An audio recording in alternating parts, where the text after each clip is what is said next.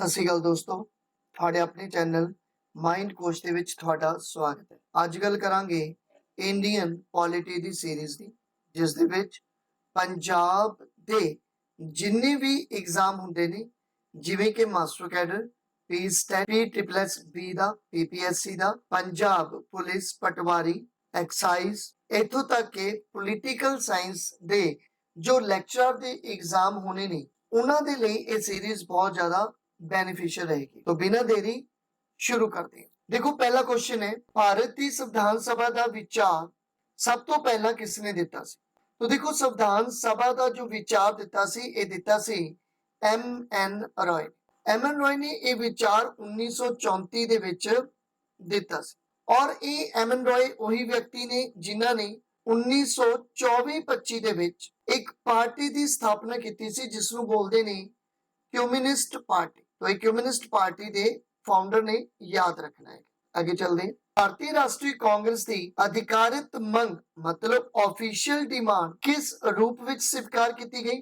तो देखो, जो ऑफिशियल डिमांड सी ए स्वीकार की गई सी अगस्त ऑफर के रूप में, अगस्त पेशकश के रूप दे विच। अगस्त पेशकश 8 अगस्त 1940 ਦੇ ਵਿੱਚ ਆਇਆ ਸੀ, और इस समय जो वॉइसेस सी इंडिया दे वो सन लॉर्ड लिनलिथगो। किसने भारत का संविधान एक स्वतंत्र संविधान सभा द्वारा तैयार करने की गल कही कि अगर साडा संविधान बनेगा तो उसनों एक स्वतंत्र संविधान सभा द्वारा ही बनाया जाएगा। ये जो स्टेटमेंट है, ये स्टेटमेंट कही सी पंडित जवाहरलाल नेहरू। किसने क्रिप्स मिशन नूं पोस्ट डेटेड चेक किया? तो देखो, क्रिप्स मिशन जो कि 1942 ਦੇ ਵਿੱਚ ਆਇਆ, ਜਿਸ ਦੇ ਹੈਡ ਸਨ ਸਰ ਸਟੇਫੋਰਡ क्रिप्स। और इस मिशन ਨੂੰ पोस्ट डेटेड चेक किसने किया? तो क्या महात्मा गांधी। कैबिनेट मिशन की अगवाई किसने की? तो देखो, कैबिनेट मिशन 1946 च आया, और इसके 3 मैंबर सन। वो 3 मैंबर ਕਿਹੜੇ? सर स्टेफोर्ड क्रिप्स, अलेक्जेंडर ਅਤੇ सर पैथिक लॉरेंस। लेकिन क्वेश्चन है कि अगवाई किसने की? तो ये जो अगवाई की सर पैथिक लॉरेंस। तो इस क्वेश्चन का जो राइट आंसर बनेगा 3 बनेगा। आगे चलते हैं। भारत की संविधान सभा का गठन किस द्वारा किया गया? तो देखो, भारत की संविधान सभा का जो गठन किया गया सी, एक कैबिनेट मिशन द्वारा किया गया सी। कैबिनेट मिशन 1946 च आया, जिस दे 3 मैंबर आपां हुणे पढ़े। संविधान सभा की कुल चुने हुए मैंबरां दी कितनी गिनती सी? देखो, अगर पूछ लें टोटल मैंबर तो 399 ने। अगर पूछ लें कि गवर्नर प्रोविंसेस तो कितने मैंबर चुन के आए, तो वो 292 मैंबर चुन के आए। अगर पूछ लें चीफ कमिश्नर प्रोविंसेस तो कितने मैंबर चुन के आए, तो वो 4 चुन के आए। इसका मतलब 4 चीफ कमिश्नर प्रोविंसेस सीगियां, और उन्हां 4 का नाम दिल्ली, अजमेर, कुर्ग अते बलोचिस्तान। क्लियर? और इस तो इलावा जो 93 मैंबर सीगे वो नॉमिनेट होके आए सीगे, प्रिंसली स्टेटा तो नॉमिनेट होके आए। तो इत्थों क्वेश्चन तुहाडा बन गया कि किन्ने मैंबर चुन के आए सी? तो 292 प्लस 4, तो 296 मैंबर जो सीगे वो चुन के आए सीगे।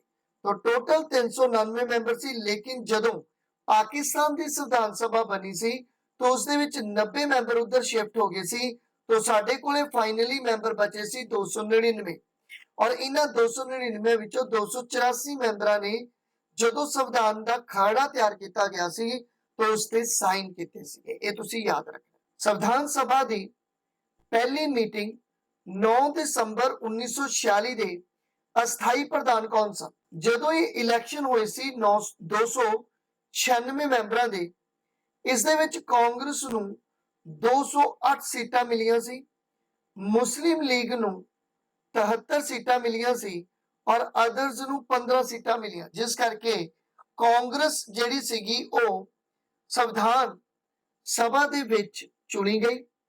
और कांग्रेस ने 3 मीटिंग जड़ियां सीगियां वो स्टार्टिंग दे विच कीतियां सीगियां। मतलब कह लो कि संविधान सभा दीयां जो 3 मीटिंग सीगियां जो स्टार्टिंग च होईयां 9 दिसंबर 1946 ਦੀ ਮੀਟਿੰਗ 11 ਦਿਸੰਬਰ 1946 ਦੀ ਮੀਟਿੰਗ ਅਤੇ 13 ਦਿਸੰਬਰ 1946 ਦੀ ਮੀਟਿੰਗ ਉਹਨਾਂ ਨੇ ਪੁੱਛਿਆ ਕਿ 9 ਦਿਸੰਬਰ 1946 ਦੀ ਮੀਟਿੰਗ ਦੇ ਸਮੇਂ ਜੋ ਅਸਥਾਈ ਪ੍ਰਧਾਨ ਸਨ ਉਹ ਕੌਣ ਸਨ तो सी डॉक्टर सच्चिदानंद सैन 11 ਦਿਸੰਬਰ ਦੀ ਮੀਟਿੰਗ ਨੂੰ जो परमानेंट मैंबर बने वो डॉक्टर राजेंद्र प्रसाद बने और इत्थे ही एक वाइस प्रेसिडेंट भी बना दिते गए वो सन अपने कोले मुखर्जी और एडवाइजर बना दिते गए BN रॉय ये तुसी याद रखना ठीक है और HC मुखर्जी वाइस प्रेसिडेंट सीगे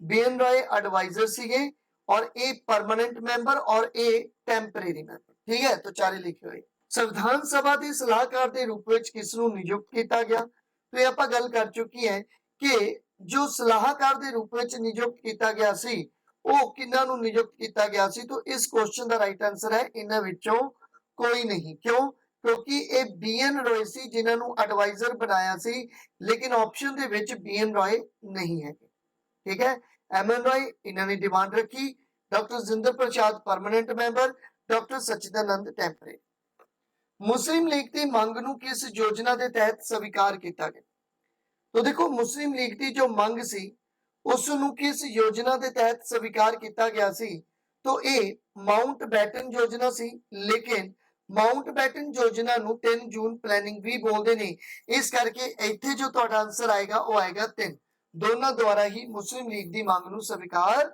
किया गया सी आगे चलते हैं अगस्त की पेशकश नूं इन्हां द्वारा रद्द कर दिता गया सी देखो जो अगस्त पेशकश दी गई सी अगस्त ऑफर जो सी ठीक है इस नूं खुद ही रद्द कर दिता गया सी इंडियन नेशनल कांग्रेस ने अते मुस्लिम लीग ने तो इन्हां दोनों ने ही इस नूं रद्द कर दिता सी तो इस क्वेश्चन का जो राइट आंसर है वो है डी संविधान सभा के किन्ने मैंबरां ने मुख्य कमिश्नर प्रांतां दी प्रतिनिधिता की मतलब जो चीफ कमिश्नर प्रोविंसेस सीगे उन्हां तो किन्ने मैंबर चुन के आए सी तो 4 मैंबर चुन के आए सीगे और इन्हां चारां दे मैं तुहानू नाम भी दस्सिया मतलब कमिश्नर दियां जो प्रोविंसेस सीगियां उन्हां दे नाम दस्सिया कुर्ग बलोचिस्तान दिल्ली अते अजमेर हेठ लिखियां विचों किसने 13 दिसंबर 1946 ਨੂੰ संविधान सभा विच भारत दे संविधान दी प्रस्तावना दा आधार बनाउण वाला उद्देश मता पेश कीता सी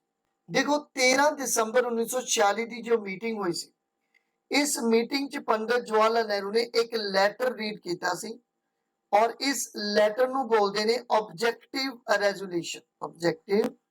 रेजोल्यूशन तो ये जो ऑब्जेक्टिव रेजोल्यूशन सी इस नु ही बोलते ने उद्देश प्रस्ताव तो ये उद्देश प्रस्ताव जो पढ़िया ये पंडित जवाहरलाल नेहरू ने पढ़िया सी 13 दिसंबर 1946 और ऐसे ही उद्देश मते नु बाद विच एज आ प्रेम्बल एक्सेप्ट कर लिया गया 26 नवंबर 1949 तो भारत के संविधान दीयां हेठ लिखियां धारावां विचों किहड़ियां धारावां नूं तुरंत लागू किया गया टोटल किन्ने आर्टिकल लागू किए गए सी 15 आर्टिकल सी जिन्हां नूं लागू किया गया सीगा और इन्हां दा संबंध सीगा नागरिकता नाल अते चोणां दे नाल ਇਹਦਾ मतलब जो ये स्टेटमेंट बनेगी करैक्ट बनेगी 1 ਅਤੇ 3 मतलब 1 ਅਤੇ 3 जो धारावां सी उन्हां नूं शामिल किया गया जिस दे विच टोटल 15 आर्टिकल शामिल किए गए इन्हां विचों किहड़ा सच है किहड़ी स्टेटमेंट करैक्ट है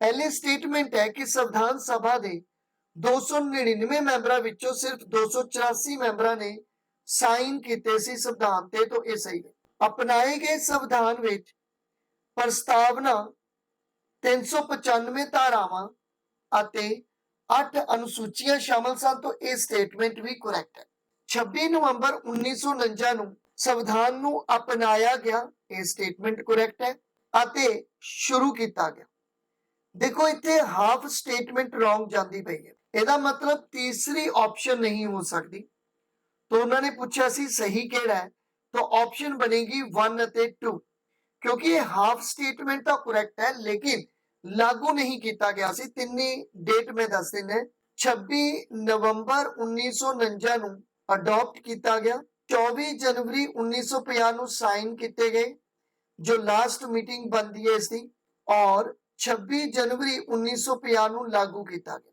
ਠੀਕ ਹੈ, ਇਹਨਾਂ ਵਿੱਚੋਂ ਕਿਹੜਾ ਸਹੀ ਤਰ੍ਹਾਂ ਮੇਲ ਖਾਂਦਾ ਹੈ? तो कुछ कमेटियां दे नाम है और उन्हां दे हेड ने। तो देखो स्टेट कमेटी, राज्यां नाल गलबात करन दी कमेटी, जिन्हां दे हेड जवाहरलाल नेहरू सन, तो बिल्कुल ही सही है। सूबाई संविधान कमेटी सरदार पटेल सन। Drafting committee doctor BR Ambedkar और विधि कमेटी दे निज़म ए डॉक्टर जिंदर प्रसाद। तो इस क्वेश्चन का जो राइट आंसर मिलेगा सारी है, मतलब सारे ही ये जिहड़े ऊपर दिते है स्टेटमेंट करैक्ट है। उन्होंने पूछा सी केड़ी सही मेल खाती है, तो ये सारे ही सही मेल खाते हैं। आगे चलते नहीं, हेठ लिखिया नाल मेल करना। अगस्त घोषणा, तो अगस्त का जो डिक्लेरेशन दिता सी वो मॉन्टेग्यू ने दिता सी, ये याद रखना। अगस्त प्रस्ताव आपां पढ़ के आए हैं, लॉर्ड लिथगो नाल संबंध रखदा है। अगस्त संकल्प का संबंध है महात्मा गांधी दे नाल, अते सिद्धी कार्रवाई का संबंध है मुहम्मद अली जिन्ना दे नाल। तो इस क्वेश्चन का जो राइट आंसर बनेगा वो 2 बनेगा। आई थिंक भारतीयों को सत्ता सौंपन अते देश की वंड की योजना किस विच रखी गई सी? तो वो सी माउंटबेटन योजना। ये तुसी याद रखनी। 2 प्लैनिंग उस समय दी तुसी याद रख सकते हो, एक है माउंटबेटन प्लैनिंग और एक है डिक्की बर्ड प्लैनिंग। तो ये दोनों ही इंपॉर्टेंट है, तुसी याद रखनी। भारत की संविधान सभा का प्रतीक की सी, मतलब चिन्ह की सी संविधान सभा का? तो वो सी हाथी। तो इस क्वेश्चन का राइट आंसर ए बनेगा। आगे चलते हैं, इन्हां विचों केड़ा सही है केड़ा सच है? संविधान सभा ने 22 जुलाई 1947 ਨੂੰ राष्ट्रीय झंडा अपनाया, ये ठीक है, स्टेटमेंट करैक्ट है। तुसी मैनू कमेंट करके दसोगे कि राष्ट्रीय झंडे का डिजाइन किसने तैयार किया? संविधान सभा ने 24 जनवरी 1950 ਨੂੰ राष्ट्रीय गीत अपनाया, ये स्टेटमेंट करैक्ट है। तुसी मैनू दसोगे कि राष्ट्रीय जो गीत है वो किसने लिखा और किस किताब तो ये लिखा गया? 26 जनवरी 1950 ਨੂੰ संविधान सभा का अंतिम इजलास हुआ, ये स्टेटमेंट रॉन्ग है, बिकॉज अंतिम इजलास 24 जनवरी 1950 ਦੇ ਵਿੱਚ लास्ट मीटिंग जो है इसकी हुई। तो इस क्वेश्चन का राइट आंसर बनेगा 1 और 2, ए ऑप्शन। संविधान सभा को संबोधन करने वाला आखिरी ब्रिटिश गवर्नर जनरल कौन सी? तो ऐसे लॉर्ड माउंटबेटन। इस क्वेश्चन का राइट आंसर बी। भारतीय संविधान है, मतलब इसका जो नेचर है वो की है? देखो भारतीय संविधान का नेचर है अर्धसंघी। अर्धसंघी मतलब जिसनों क्वेजी फेडरल बोलते हैं, और क्वेजी फेडरल का मतलब की हुंदा है? तो इसका मतलब है some time unitary always federal. तो ये तुसी थोड़ा याद रख के चलना है। राष्ट्रीय झंडे विच लंबाई और चौड़ाई का अनुपात कितना? तो जो राष्ट्रीय झंडा है उसकी लंबाई और चौड़ाई 3:2। इस क्वेश्चन का राइट आंसर ए। संविधान सभा ने राष्ट्रीय गान कदों अपनाया? तो देखो राष्ट्रीय गान जो अपनाया सी 24 जनवरी 1950 च अपनाया सी। और राष्ट्रीय गान भी तुसी मैनू कमेंट करके दसना है कि जो साडा राष्ट्रीय गान है जन गण मन, किस किताब चो लिता गया और किन्ना ने लिखिया है? मौलिक अधिकारां दी कमेटी दे मुखी कौन सन? जो कमेटी सन उन्हां कमेटियां दे हेड सन, और ये जो मौलिक अधिकारां दी कमेटी सी उसदे हेड सन वल्लभ भाई पटेल। तो इस क्वेश्चन का राइट आंसर बनेगा ए। प्रस्तावना संविधान का पहचान पत्र है, किसने किया? देखो प्रस्तावना संविधान का आइडेंटिटी कार्ड है, पहचान पत्र है, ये स्टेटमेंट है NA पालकीवाला की। वेरी इंपॉर्टेंट है, याद रखना है। प्रेम्बल जो ड्राइव किया गया है ऑब्जेक्टिव रेजुलेशन द्वारा, ऑब्जेक्टिव जो रेजुलेशन सी इसनू ही प्रेम्बल जेड़ा सीगा वो बना लिया गया। प्रस्तावना का विचार किस देश तो प्रभावित है? किस देश तो असी उधार लिता है प्रेम्बल का कॉन्सेप्ट? तो देखो दुनिया का पहला संविधान ही USA का संविधान सी जिसने अपने संविधान दे विच प्रेम्बल नू ऐड किया। भारतीय संविधान की प्रस्तावना किस ते आधारित है? तो देखो भारतीय संविधान की जो प्रस्तावना है ये ऑब्जेक्टिव रेजुलेशन ते आधारित है। उद्देश्य संकल्प जो है वो इसका बेस है, जिसनू 13 दिसंबर 1946 ਨੂੰ ਰੀਡ ਕੀਤਾ ਗਿਆ ਸੀ ਬਾय ਦਾ ਪੰਡਤ ਜਵਾਹਰ ਲਾਲ ਨਹਿਰੂ। ਪ੍ਰਸਤਾਵਨਾ ਨੂੰ ਸੰਵਿਧਾਨ ਸਭਾ ਦੁਆਰਾ ਕਦੋਂ ਲਾਗੂ ਕੀਤਾ ਗਿਆ? तो देखो प्रस्तावना ਵਿੱਚ ਹੁਣ ਤੱਕ ਕਿੰਨੀ ਵਾਰ ਸੋਧ ਕੀਤੀ ਗਈ? देखो प्रस्तावना ਦੇ ਵਿੱਚ ਸਿਰਫ ਇੱਕ ਵਾਰ ਹੀ ਸੋਧ ਹੋਈ ਹੈ और ਉਹ 42ਵੀਂ ਅਮੈਂਡਮੈਂਟ ਮਿਲੇਗੀ ਤੁਹਾਨੂੰ ਜੋ ਕਿ 1976 ਚ ਹੋਈ ਸੀ और इस अमेंडमेंट ਨੂੰ मिनी कॉन्स्टिट्यूशन ਦੇ ਨਾਂ ਨਾਲ ਵੀ ਜਾਣਿਆ ਜਾਂਦਾ है और इस अमेंडमेंट द्वारा 3 शब्द ਐਡ ਕੀਤੇ ਗਏ ਸੀਗੇ ਪ੍ਰੈਂਬਲ ਦੇ ਵਿੱਚ, ਸੋਸ਼ਲਿਸਟ, ਸੈਕੂਲਰ ਅਤੇ ਇੰਟੀਗ੍ਰਿਟੀ। ਪ੍ਰਸਤਾਵਨਾ ਵਿੱਚ ਸੋਧ 42ਵੀਂ ਸੋਧ 1976 ਦੁਆਰਾ ਕਿੰਨੇ ਸ਼ਬਦ ਸ਼ਾਮਲ ਕੀਤੇ ਗਏ? तो मैं ਹੁਣੇ ਦੱਸਿਆ ਕਿ 3 ਸ਼ਬਦ ਸ਼ਾਮਲ ਕੀਤੇ ਗਏ ਸੀਗੇ, ਸੋਸ਼ਲਿਸਟ, ਸੈਕੂਲਰ ਅਤੇ ਇੰਟੀਗ੍ਰਿਟੀ। ਬੀਰੂਬਾਰੀ यूनियन केस 1960 अनुसार प्रस्तावना, देखो प्रस्तावना ਨਾਲ ਰਿਲੇਟਡ ਤੁਸੀਂ 3 ਕੇਸ ਸਟੱਡੀ ਕਰਨੇ ਹੁੰਦੇ ਨੇ।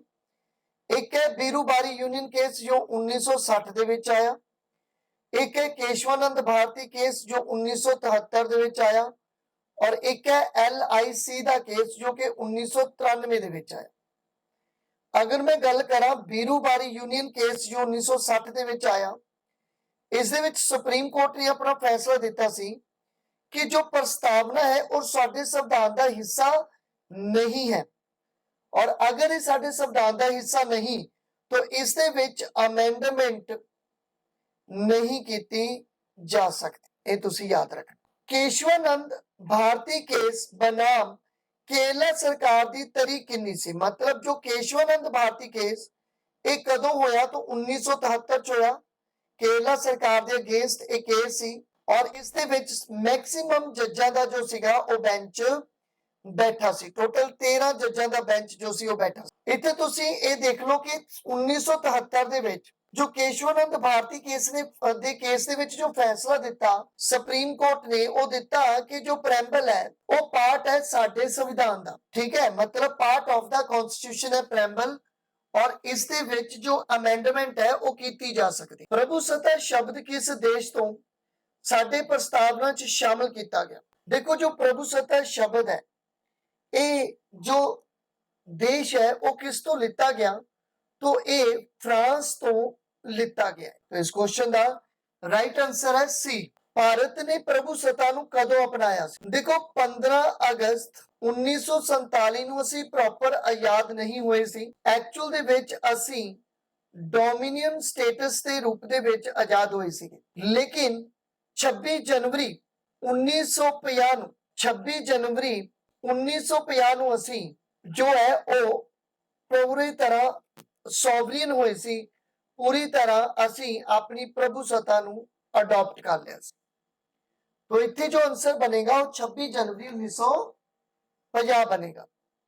समाजवादी शब्द ਨੂੰ प्रस्तावना ਵਿੱਚ किस संवैधानिक सोध द्वारा जोड़िया गया?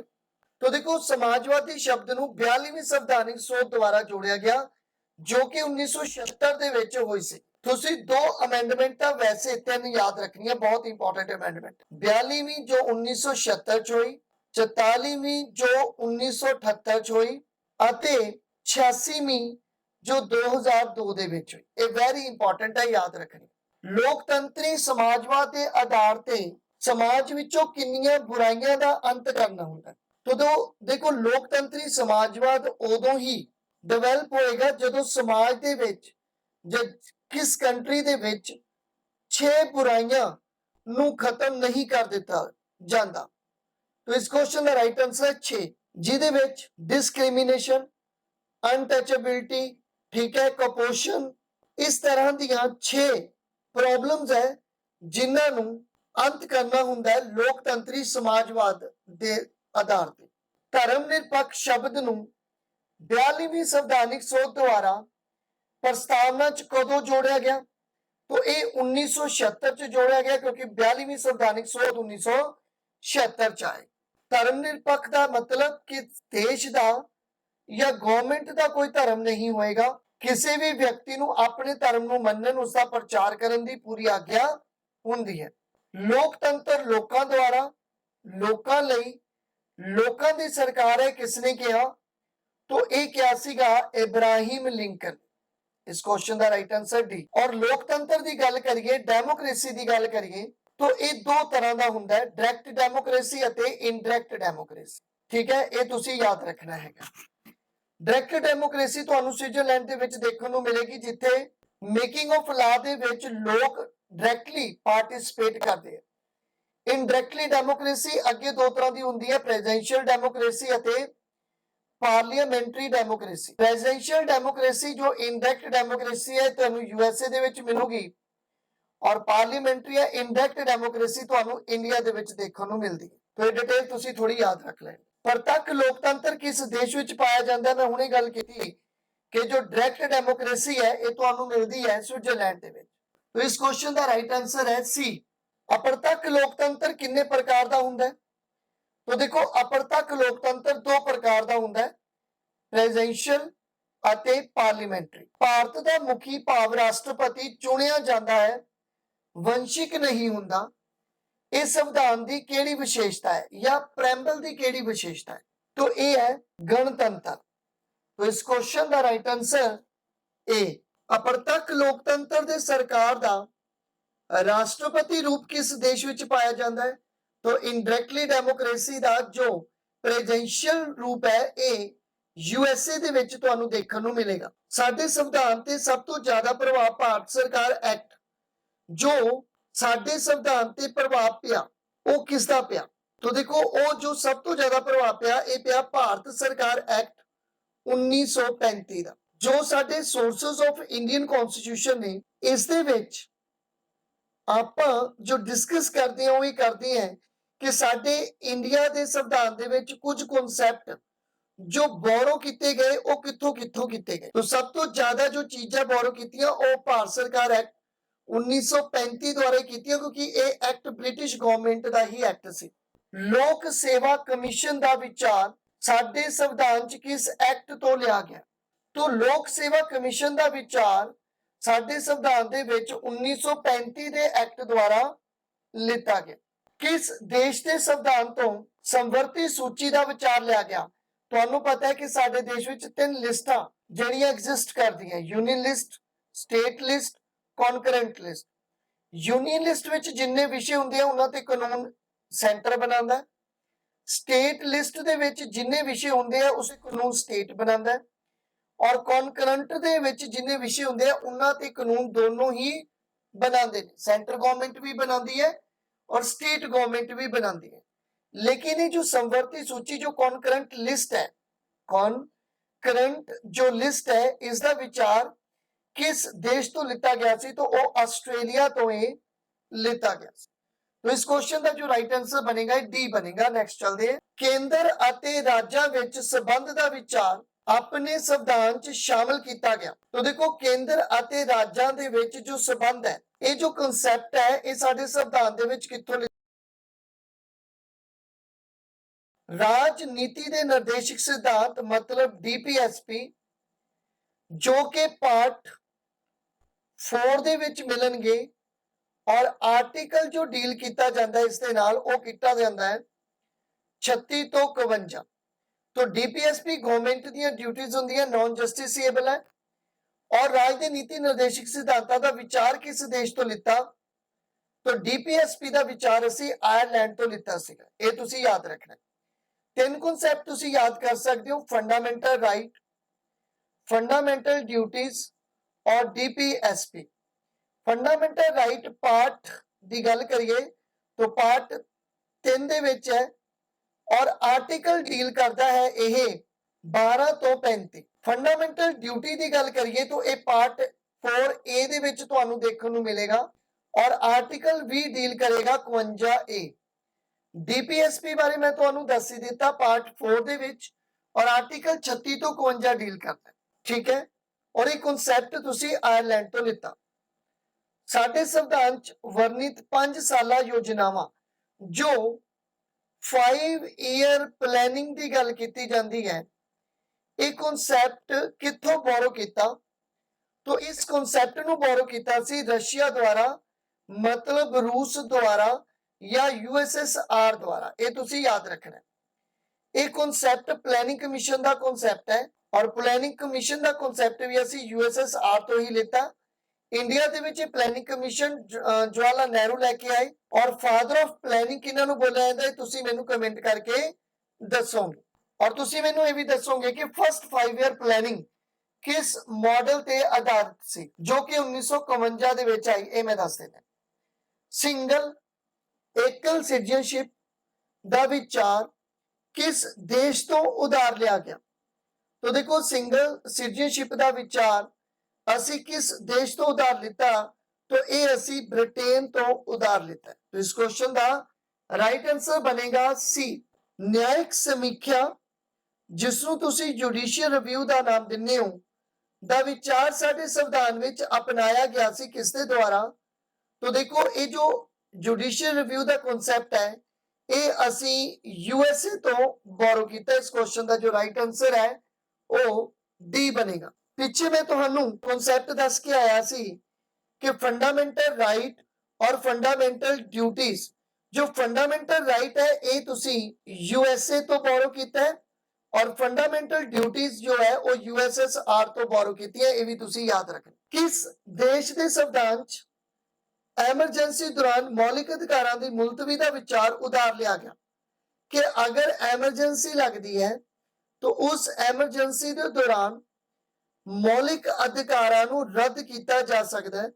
ये कॉन्सैप्ट असी कितों लिता? तो ये जर्मनी के संविधान तो लिता और जर्मनी के संविधान को ही वाइमर कॉन्स्टिट्यूशन के नाम नाल जानते हैं। जो फंडामेंटल राइट है वो केड़ी फंडामेंटल राइट है जो किसी भी हालातों दे विच रद्द नहीं किए जा सकते। भारतीय संविधान में सोध की प्रक्रिया का विचार आता है। तो देखो, जो अमेंडमेंट होंगी है साडे संविधान दे विच, जो अमेंडमेंट है ये पार्ट 20 और आर्टिकल 368 द्वारा अमेंडमेंट की जाती है।